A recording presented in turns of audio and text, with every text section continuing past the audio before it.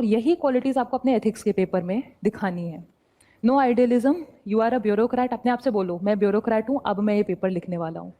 तो जो question subjective question पूछे गए, फॉर एग्जाम्पल अ कोट, जैसे वो वॉरेन बफे का कोट था, मैंने नहीं पढ़ा था कभी, बैठी सोची 10 सेकेंड 20 सेकेंड लिया, उसको लिखा।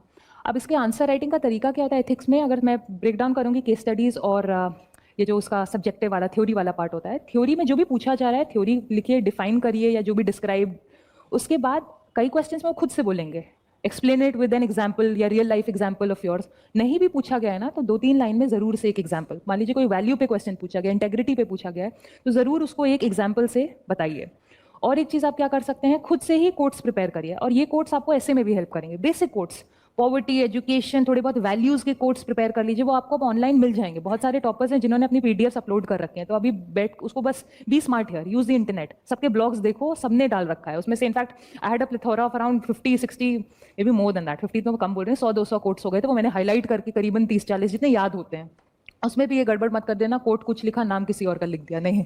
ओके, सो वो कोट्स भी मैंने यूज किए थे एथिक्स के पेपर में, जहां यूज हो रहे थे। Again it's not a compulsion, ये नहीं लगे कि मैंने एक एक टॉपिक का मैं कोट याद करूंगा, एक एक वैल्यू का नहीं।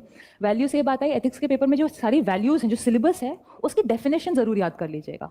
इंटेग्रिटी है तो याद कर लीजिए 2-3 लाइन में क्या है इंटेग्रिटी। और ये चीज आपके टेस्ट पेपर में क्या होगा, बेसिक वैल्यूज की डेफिनेशन आप याद कर लोगे, रियल लाइफ एग्जाम्पल, अपना एग्जाम्पल अगर है तो बहुत अच्छी बात, नहीं है तो सोच लो, प्रिपेयर कर लो, ठीक है, वो लिख दीजिएगा और कंक्लूड करिएगा। बेसिक स्ट्रक्चर सारे पेपर्स का सेम होता है। एक्शन में आपको जो केस स्टडी पढ़ रहे हो उसका एसेंस समझो, पूछ क्या रहे हैं वो। मान लो समझ में आ रहा है कि जो जो कोर वैल्यू, जो कोर कॉन्सेप्ट है वो भी है, तो लिख दो, here the honesty is being introduce, मतलब in the sense the value of integrity is being asked in this question, या ऐसे करके इंट्रोड्यूस करो, सिंपल 2 लाइन्स, क्योंकि एथिक्स का पेपर इतना लंबा होता है, introduction doesn't have to be very long. उसके बाद तुरंत मतलब नेक्स्ट लाइन से लिखो, the all the various stakeholders involve in the case study are as follows, वो केस स्टडी लिखो। You have to be very quick here, trust me, not more than 30 second should be wasted, एकदम auto mode पे ये चीज करनी है। फिर then you start writing the answer that is being asked.